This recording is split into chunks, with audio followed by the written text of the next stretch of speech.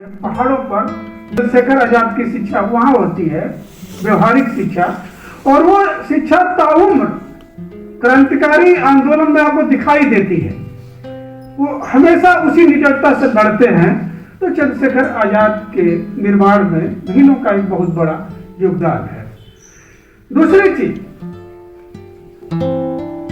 चंद्रशेखर आजाद कि जीवन की 3 महत्वपूर्ण घटनाएं जैसा कि मैं समझता हूं कि जो उनके निर्माण को आगे बढ़ाती हैं और अंततः जैसा कि सुधीर भाई कह रहे थे कि किसी भी क्रांतिकारी को या किसी भी धारा का मूल्यांकन, और आज के संदर्भ में जब पूरा सब भक्तिमय हो चला हो, उस विचारधारा पर केंद्रित किया जाना चाहिए कि एक क्रांतिकारी की विचारधारा है क्या, वो देश को कहां ले जाना चाहता है और उस देश के भविष्य को, सपनों को किस तरह बुनना चाहता है, ये महत्वपूर्ण होती है।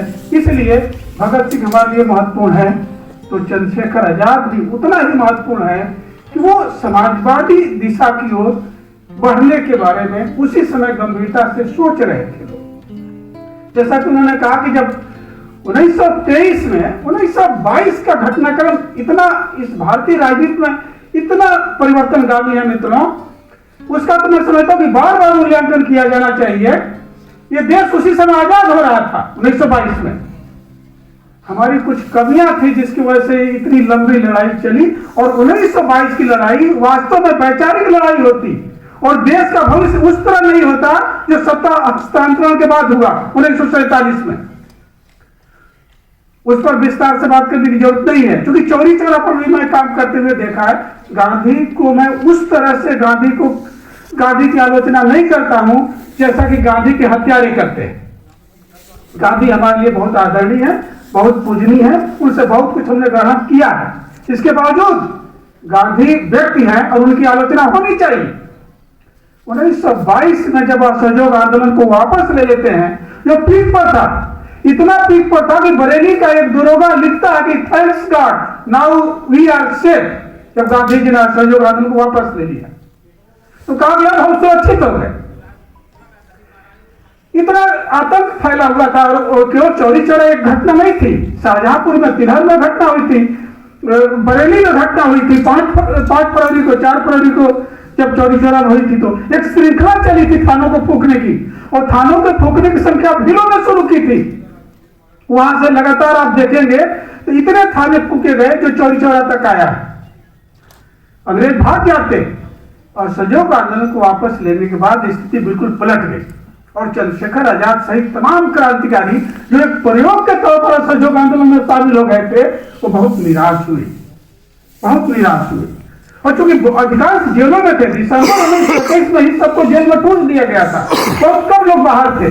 स्वयं आपके चंद्रशेखर आजाद सिंह 1921 में ही दिसंबर में गिरफ्तार हुए। 15 कोड़े मारकर भले ही उनको मुक्त कर दिया गया हो, लेकिन गिरफ्तार हुए। तो 1922 का घटनाक्रम भारतीय राजनीति का बहुत बड़ा घटनाक्रम है, जिसमें असहयोग आंदोलन को वापस ले लिया गया। असहयोग आंदोलन जिस उद्देश्य से शुरू किया गया हो, चाहे वो खिलाफत के मूवमेंट पर शुरू किया गया हो, लेकिन देश के बहुत सारे क्रांतिकारी, बहुत सारे किसानों ने, बहुत सारे वंचितों ने उसमें अपनी मुक्ति का रास्ता तलाशा। उनको लगा कि हमारे इसमें मुक्ति है, और अहिंसा के तमाम सिद्धांत धरे के धरे रह गए। लोगों ने अपने तरफ व्याख्या की और अपने तरफ जगह जगह आंदोलन किया, अपने ढंग से किया। थाने फूके, रेल के पटरिया उखाड़ी, टेलीफोन के तार काटे, आदि आदि आदि करते रहे।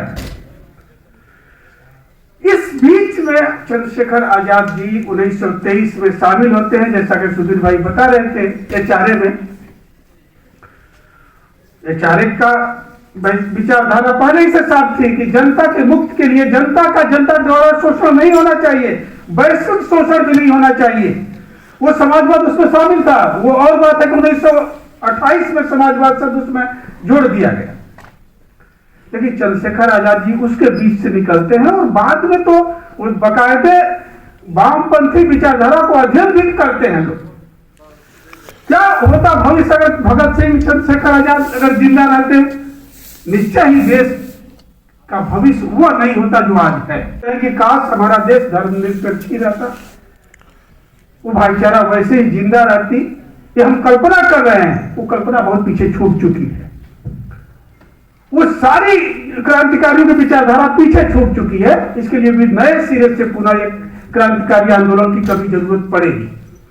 मित्रों, शिव वर्मा का नाम लेना महत्वपूर्ण होगा, क्योंकि उनका भी एक बड़ा योगदान है चंद्रशेखर आजाद जी को समाजवादी विचारधारा के अध्ययन के लिए प्रेरित करने के लिए बहुत बड़ा योगदान। और ममनाथ गुप्ता का जिक्र आया, राम प्रसाद बिस्मिल का जिक्र आया। ये सारे क्रांतिकारियों के साथ संघर्ष करने वाले चंद्रशेखर आजाद जी 27 फरवरी को जिस दिन उनकी हत्या, जिस दिन वो गोली मारकर अपने स्वयं अपनी जान लेते हैं और फिर पार्क में, इतना कोई भाई कह रहे थे उस बात को, मैं भी थोड़ा सा मैं भी उसको देख रहा था, उसी दिन का अखबार देख रहा था, अगले दिन का एक सिविल मिलिट्री गजट करके अखबार है लाहौर से जो छपता था। चंद्रशेखर आजाद जी के साथ 2 लोग थे, वो साथ साथ अखबार कहता कि 2 लोग और थे, 3 लोग कुल थे पार्क में और घायल भी हो गए थे। बाद में चंद्रशेखर आजाद उनको बचा रहे थे कि वो बच जाए, और उनको इस तरह से एक तरीके से घेरा बनाकर उनको निकालने की कोशिश कर रहे थे, और अंत में दोनों निकले। राहगीरों की साइकिल को उन्होंने छीना और साइकिल पर चलकर वो भाग गए। दोनों लोग साइकिल से वहां से चले गए। ये पेड़ की आड़ में बैठकर जो है गोली चला रहे थे। वहां इनकी, चाहे अखबार ने इस बात को लिखा है कि इसमें संदेह है कि उन्होंने गोली स्वयं मारी जैसा कि अफवाह उड़ाई जा रही है, या पुलिस की गोली से मारी है, जबकि हम यही मानते हैं भारतीय, जब अब तक के इतिहास के अध्ययन में, इस किताब का अध्ययन मैं नहीं किया हूं, इसकी रचना की प्रक्रिया से गुजरा हूं, अब आगे देखूंगा। हम यही अब तक मानते थे कि अंतिम गोली बची थी जिससे चंद्रशेखर आजाद ने खुद को मारकर पुलिस से अपनी हत्या को बचाया। हम यही पढ़े हुए हैं, यही जानते हैं। तो मित्रों, 1925 की घटना काकोरी हत्याकांड, 1927 की घटना, 1929 की घटना दिल्ली की जो वायसराय के ट्रेन को उड़ा देने की जो जिम्मेदारी थी, ये 3 घटनाओं में चंद्रशेखर आजाद सामने आते हैं।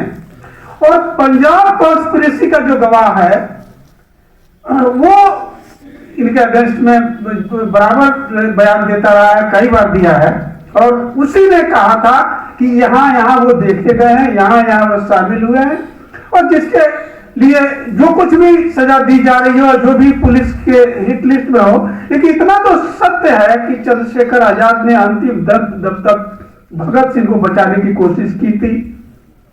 जिस दिन संघर्ष हत्या हुई उस दिन भी बचाव चंद्रशेखर आजाद कर रहे थे, और पुलिस की गोली चंद्रशेखर आजाद ने मारी जो पीछा कर रहा था। तो चंद्रशेखर आजाद एक गार्जियन के तौर पर भी आप देखेंगे तो इनके साथ वो खड़े हो रहे थे। तो ऐसे महान सेनानी को, ऐसे क्रांतिकारी को मूल्यांकन किया है प्रताप जी ने। मैं आपको पुनः एक बार बधाई देता हूं, और मैं भी इस किताब को बारीकी से पढ़ूंगा, कुछ सीखूंगा। मैं इस किताब को बिल्कुल नहीं पढ़ा हूं, अभी यहीं पर देखा हूं मैं। इसके पहले मैं जानता भी नहीं था कि आपने इस पर इतना बड़ा काम किया है, और गंभीरता से किया है, क्योंकि पलट कर जितना देखा काफी गंभीरता से काम हुआ है। और इतिहास के लेखन में देखिए, निश्चय ही जैसा कि आप कह रहे थे कि तथ्यों में गलती हो सकती है, क्योंकि ब्रिटिश अखबार है तो अपने नजरिए से अखबार में न्यूज छपेगा।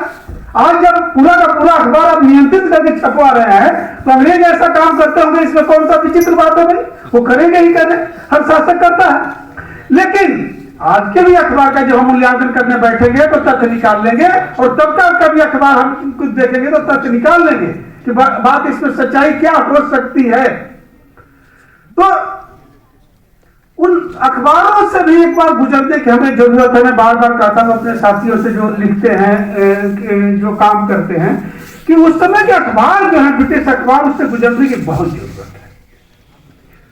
वो अखबार कहीं ना कहीं से अपने ही अंदर सोच में फंस करके यथार्थ को हमको सौंप देते हैं, वो जो कुछ भी लिखते हैं। तो मैं ये कहना चाहता हूं